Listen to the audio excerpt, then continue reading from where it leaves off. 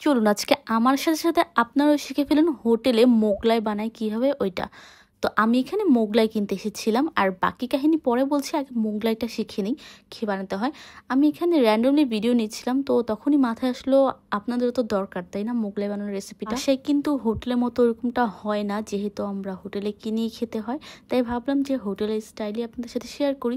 এখানে দেখুন রুটিটা বেলার পরে একদম মানে পিটিয়ে পিটিয়ে এটাকে একদম পাতলা করে নিচ্ছে। তো আমরা তো আর এরকম পিটানোর জায়গা পাবো না, আমাদের বেলে আরও পাতলা করতে হবে। ওইখানে মনে হয় সিঙ্গারা বা সমোচার কিছু একটা ডো তৈরি করছিল। তো এখানে দেখুন ওই যে ডিমের সাথে পেঁয়াজ মরিচ মশলা দিয়ে এইটার মধ্যে ঢেকে দিল, আর কত ইজিলি, না তাই না, কত ইজিলি ওরা র্যাপিং করে ফেললো। আমরা কিন্তু এত ইজিলি করতে পারি না, এই সাইড দিয়ে ওই সাইড দিয়ে একটু না একটু বের হয়ে যায়। অবশ্যই কিন্তু ডোবা তেলে ভাজতে হবে।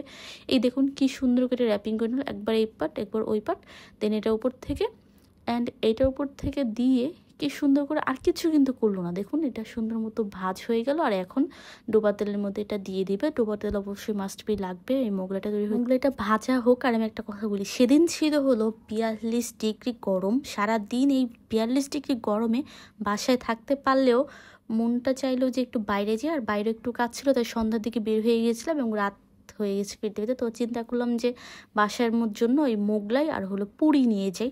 তো এখানে মোগলাইটা অনেক লোভনীয় লাগছিল আমার কাছে, যেখানে মোগলাইটা কিনলাম এবং কিছু পুরি নিলাম এখান থেকে।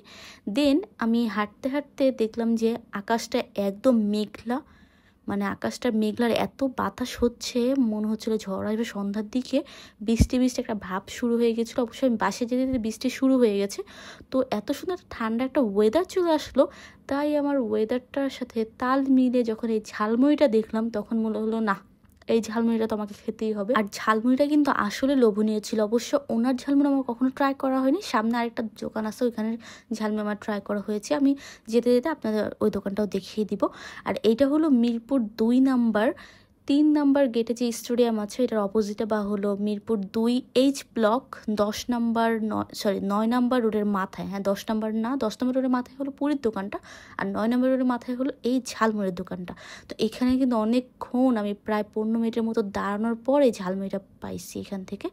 আর এই দেখুন ঝালমুড়িটা কতটা মজা। আমি তো রিক্সা বসে বসে খেতে খেতে যাচ্ছিলাম, আর এই দেখুন কীভাবে ঝড়ের আসছিল আর হলো বিদ্যুৎ চমকাচ্ছিল।